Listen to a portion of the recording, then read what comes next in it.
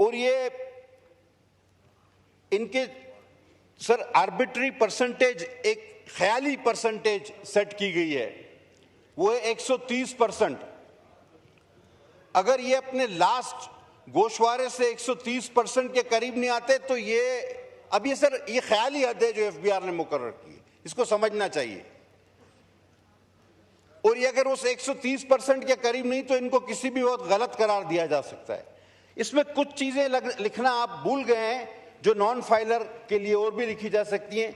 ये अपने बच्चों के खतना नहीं करा सकते, और अगर ये रिश्ता मांगेंगे तो इनको कोई रिश्ता नहीं देगा, ये समोसे खरीदेंगे तो साथ में चटनी नहीं मिलेगी, और चलते हुए ये दो पैरों का इस्तेमाल नहीं कर सकते, एक पैर से लंगड़ा के चलेंगे ताकि दूर से पता चले कि ये नॉन फाइलर जा रहा है।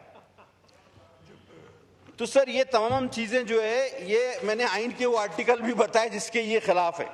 अब आगे चलें सर, ये 138 और 140 टैक्स की वसूली, अब ये टैक्स की वसूली कम और बत्तागिरी ज्यादा है सर। मेरे ख्याल में रिकॉर्ड टूटने वाला है आप लोगों का। ये कुछ मखसूस हालात में, जिस तरह हमारे साथ कराची में होता था, नोटिस दिए बगैर ही अकाउंट्स मंजमद और रकम निकाल लेगी एफबीआर, यानी नोटिस नहीं देगी, अकाउंट्स मंजमद कर देगी और रकम निकाल देगी। सर ये 104 आपका आर्टिकल है मुंसिफाना ट्रायल का कॉन्स्टिट्यूशन में, ये उसकी शदीद खिलाफ वर्जी है सर। ये कारोबारी अफराद को टोटल एफबीआर के रहमो करम पर करता है। सर ये एफबीआर को क्या आप कोई जल्लाद बनाने जा रहे हैं? नैब से तो चले ये भी बात हो चुकी, मैं रिपीट नहीं करूंगा। मतलब मुझे समझ में नहीं आ रहा कि ये हुकूमत को किसने मशवरा दिया है। मुझे यकीन है कि इस हुकूमत में इतने काबिल लोग हैं, मेरे बड़े भाई तारड़ साहब की तरह, कि वो ये नहीं कर सकते थे। ये बाबुओं ने कुछ इनको लिख के दिया और उन्होंने पढ़े बगैर ही हमारे सामने इसको रख दिया है। अगर ये इसको पढ़ते तो मैं नहीं समझता कि वो ये बातें यहां लाते। अब सर इनलैंड रेवेन्यू ऑफिसर की तैनाती को दे दें, ये 175 सी है सर, इनका 175 सी। ये कहते हैं किसी भी कारोबारी मकाम पर एक शख्स को एफबीआर जाके खड़ा कर देगा कि देखो ये कारोबार से किस तरह नफा नुकसान हो रहा है। यानी आपके ऑफिस में भी वो आपके सर पे खड़ा हुआ होगा, आपकी फैक्ट्री में भी आप वो तैनात कर सकते हैं, आपकी दुकान पर भी लाके उसको एक कुर्सी दे के बिठा सकते हैं। वो सर इसमें अच्छा हुआ ये नहीं लिख दिया इन्होंने कि बेडरूम में वो देखे कि राइट साइड पे इसको सोना है या लेफ्ट साइड पे सोना है, वो भी ये फैसला करे ये आदमी। ये अच्छा हुआ ये इनसे रह गया। सर ये इस किस्म के इकदामात में एक एक करके आपको बता रहा हूं। अब सर सेक्शन 14A(c), ये सर मनकूला और गैर मनकूला जायदाद की मुंतकली है सर। अब जो शख्स सेल्स टैक्स एक्ट में रजिस्टर्ड नहीं, वो ये सारी चीजें नहीं कर सकता। इसमें टैक्स गुजार को सुनने का कोई हक नहीं, और ये टोटल अफसरान के रहमो करम पे होगा। और सर यानी कि अब इनकम टैक्स का एक ऑफिसर, पहले आपको उसके पास पेश होना पड़ेगा और आपको बताना पड़ेगा कि मैं क्या चीज खरीदने के काबिल हूं और मैं क्यों काबिल हूं, मैंने ये पैसे कहां से लाए, कैसे आए। और अब मैं सर खरीद ले तो उसके बाद तो टैक्स वो हमेशा देता ही है, लेकिन अब पहले आपको बताना होगा कि मैं फलां चीज खरीदना चाहता हूं। अब वो उस पर मुनस्सर है, वो कहे कि भाई तुम नहीं खरीदो। यानी हक के कारोबार भी मशरूत कर दिया गया है इनकम टैक्स के ऑफिसरों से कि वो अब आपको बताएंगे कि आप क्या खरीद सकते हैं, क्या बेच सकते हैं, क्यों खरीद रहे हैं, क्या खरीद रहे हैं। अब ये कोई अक्लमंदी वाली चीजें हैं? यानी आपको अपना, यानी एक शरीफ इंसान उसको कायल करेगा एक 17, 18, 19 ग्रेड के अफसर को कि भाई ये मैं चीज बेचने या खरीदने जा रहा हूं, मेहरबानी करके इजाजत दे दो, और वो फैसला करेगा उस शरीफ शहरी का कि हाँ भाई तुम ये करो या ना करो। उसके दिल में आए तो कहेगा नहीं, सवाल ही पैदा नहीं होता। अब सर ये सेक्शन इनका है 37AA और AA, ये इनलैंड रेवेन्यू, ये शक की बुनियाद पे ये शक की बुनियाद पे किसी को भी गिरफ्तार कर सकते हैं कमिश्नर की इजाजत के बगैर। सर, ये इख्तियार तो नैब को भी नहीं था, ये इख्तियार FIA को भी नहीं है, ये सिर्फ इजराइल के पास है। ये इख्तियार अल्लाह ने सिर्फ इजराइल को दिया और अब इन्होंने FBR को दे रही है कि बगैर नोटिस के इजराइल अल्लाह ताला के हुक्म पर जब चाहे किसी की जान ले सकता है। ये इजराइल के बाद ये इख्तियार सिर्फ इनकम टैक्स को दिया जा रहा है। बहरहाल, और उसके गिरफ्तारी के बाद तहकीक होगी कि आया ये शख्स गलत था या सही। अब आपको पकड़ के जूते मारते हुए हथकड़ी लगा के रोड से ले जाएं कमीज उतार के और 2 घंटे या 4 घंटे दूसरे दिन बाद कहें कि नहीं यार ये शरीफ आदमी था, छोड़ दिया। ये कहां की अक्लमंदी है कि गिरफ्तारी के बाद एक शरीफ इंसान के उसको जो है बेगुनाह करार दिया जाए। ये सेक्शन 37A और AA है, ये पढ़ लेते काश। अब सर, ऑडिट फर्म्स का मामला, आखिरी बात इस पर करूंगा फिर आगे चलता हूं, वैसे तो बहुत सारी बातें हैं। सर, ये ऑडिट ओवरसाइट बोर्ड जो होते हैं, ये स्टॉक एक्सचेंज की ऑडिट ओवरसाइट बोर्ड जो है वो खुद अपनी जो है वो इनकी चार्टर्ड अकाउंटेंट जो इंस्टीट्यूट ऑफ चार्टर्ड अकाउंटेंट वो इनका ऑडिट करती। सर, अब एक ऑडिटर पे भी ऑडिटर बिठा दिया है। अब इन्होंने बजाय इंस्टीट्यूट ऑफ चार्टर्ड अकाउंटेंट के ICAP पे ये एक इदारा है उसको ये भेजेंगे और अपनी मर्जी के फैसले कराएंगे। सर, आखिर ये सारी चीजें करके ये क्यों समझते हैं कि पाकिस्तान में कारोबार फैलेगा फूलेगा, कोई यहां आकर इन्वेस्टमेंट करेगा? कोई पागल हो गया भाई कि जिसके घर में तुम आदमी खड़ा कर दो, जिसकी दुकान में आदमी खड़ा कर दो, जिसके मकान पे आदमी खड़ा कर दो, जिसकी फैक्ट्री पे आदमी खड़ा कर दो, तुम्हारे पास आके इन्वेस्टमेंट करेगा, कारोबार करेगा। सर, ये मुल्क का पट्टा बिठाने वाली बात है।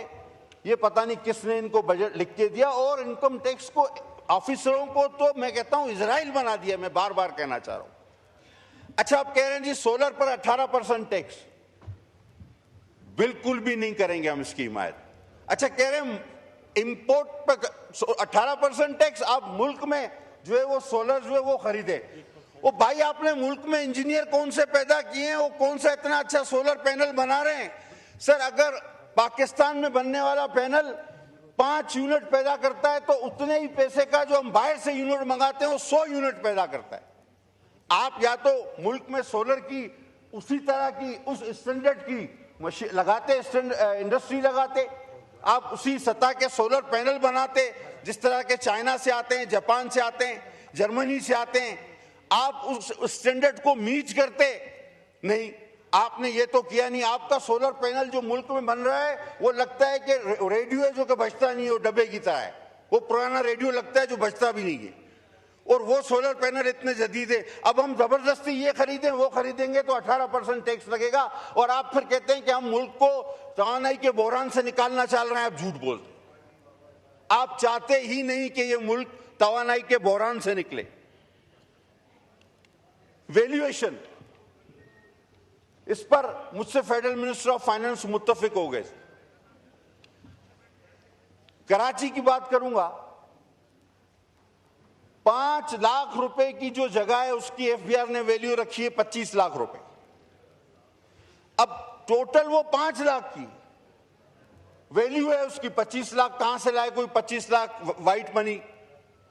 तो हुआ क्या इससे, अब इनको खुद अंदाजा नहीं कि लोगों ने रजिस्ट्रार के पास जाना बंद कर दिया। 2 गवाह रख के वो शरई मुआहदे करा रहे हैं। लेकिन मैं इसमें शुक्रगुजार हूं, मेरे दोस्त जो अब फाइनेंस मिनिस्टर नहीं रहे, अली साहब भी और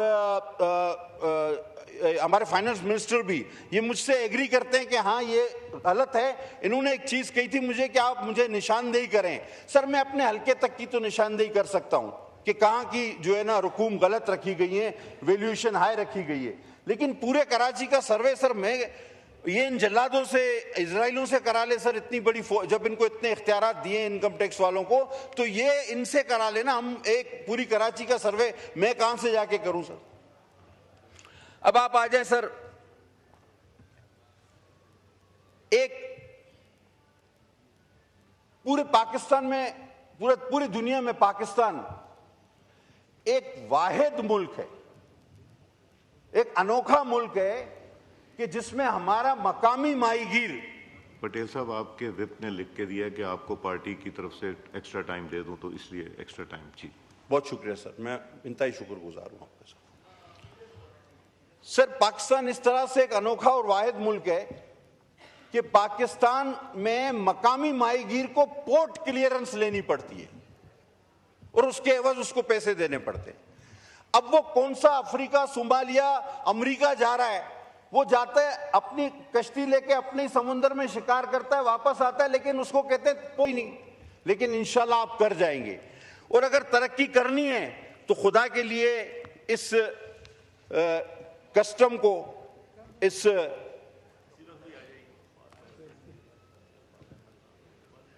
एफबीआर को आप लगाम दें। ये गिरफ्तारी, ये आपकी कारोबार की जगह, आपके घर, आपके मकान, आपकी दुकान में इनकी तैनाती को रोकें।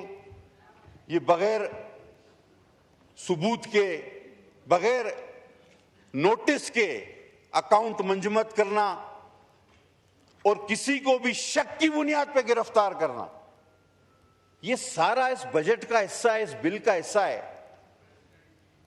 तो ये आप लोगों को भगाना चाहते हैं इस मुल्क से, जो कि पहले ही भाग रहे हैं, या आप चाहते हैं कि कोई ना कोई जिस रास्ते पे हम चल निकले उस पे चल पड़े।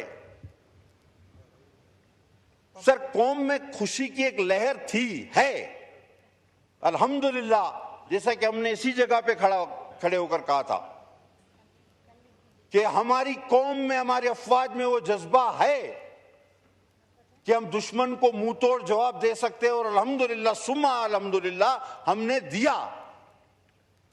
आज हमारा दुश्मन 100 बार सोचेगा हम पर हमला करने से पहले। लेकिन सर, कौम की इस खुशी को, कौम के इस यकजहती को, ये आपका मुल्क दुश्मन बजट पारा पारा कर देगा, जिसमें हर शख्स गिरफ्तार हो सकता है, हर शख्स को जो है शक की बुनियाद पे आप बंद कर सकते हैं, हर आदमी कारोबार नहीं कर सकता। अच्छा, मुझे एक बात सर, आज ये मिनिस्टर साहब बताएं, अगर नॉन फाइलर बैंक अकाउंट नहीं खोल सकता, तो वो अगर कोई नया नौजवान आए, वो कहता है मैं कारोबार करना चाहता हूं, उसको कोई उधार देता है, तो अब वो पहले बैंक अकाउंट ही नहीं खुलेगा, वो कोई चीज खरीद नहीं सकता, तो वो मुझे बताएं वो दुकान कैसे खरीदेगा, वो कैसे शुरू करेगा अपना कारोबार। इसका क्या तरीकेकार है कि कोई नया आदमी अगर अपना बिजनेस शुरू करना चाहे, तो पहले तो आप कहते हैं कि अच्छा तो नॉन फाइलर नहीं होता, अभी तक तो बेरोजगार था, अब वो फाइलर बनने जा रहा है तो वो बैंक अकाउंट नहीं खोल सकता, वो कोई चीज खरीद नहीं सकता। ये क्या अकलमंदी है? ये कौन सी, मतलब किसने बनाया है ये बजट? और नया आदमी तो अब कोई काम शुरू ही नहीं कर सकता, यानी नौकरियां आप देंगे नहीं, कोई शख्स कारोबार शुरू नहीं कर सकता, शुरू करेगा तो उसको गिरफ्तार कर लिया जाएगा, अगर उसने कारोबार शुरू भी कर लिया तो उसके सर पे कोई आके खड़ा हो जाएगा कि देखो ये कमा रहा है या नहीं कमा रहा, और अगर वो आपकी तवक्को जो 130% है उसके मुताबिक नहीं कमा रहा तो इसको अंदर करो और इसके अकाउंट जब्त कर लो। खुदा के वास्ते ये किसी दुनिया में किसी और मुल्क में है? और उसको सुनवाई का कोई हक भी नहीं। ये किसी और दुनिया में, ऐसा मुल्क में ये एफबीआर के कानून हैं? सर, सीधा सीधा मैं आपसे कह देता हूं कि सर ये नहीं होगा, ये नहीं चलेगा इस तरह, ना हम मंजूर करेंगे, ना मैं समझता हूं कोई भी समझदार आदमी जो इस बजट को पढ़ सकता है, जो इसको समझ सकता है, वो कभी भी इसके हक में वोट नहीं देगा, कभी भी हक में वोट नहीं देगा। Thank you. बस सर, वो फारूक भाई ने, मैं हमेशा एक शेर पढ़ता हूं, फारूक भाई ने उस शेर को गलत पढ़ दिया था इस बार। हाँ, हमारे बाबू भाई जो है फारूक भाई, और वो शायर भी कतील शफाई है सर। सर बहुत खूबसूरत शेर है वो, मैं हमेशा हर बजट स्पीच में पढ़ता हूं, आप रिकॉर्ड उठा के देख लें। और ये मैंने 2008 में इसलिए पढ़ा था कि मेरी अजीम कायद शहीद मोहतरमा बेनजीर भुट्टो साहबा शहीद हो गई, तो मैंने उनके लिए ये पढ़ा था कि मुझे दुख हुआ कि उसको दोबारा गलत क्यों पढ़ा गया। 2008 में, 2007 में उनकी शहादत हुई, तो 8 में हमने बजट पेश किया और नवीद कमर ने टपकते हुए आंसुओं के साथ वो बजट पेश किया था, और हमारी ये फीलिंग थी, और ये शेर उस फीलिंग की गमाजी करता है कि हिसाब उम्र का हिसाब उम्र का इतना सा गोशवारा है, तुझे निकाल के देखा तो सब खसारा है। बड़ी मेहरबानी सर, बहुत शुक्रिया, थैंक यू।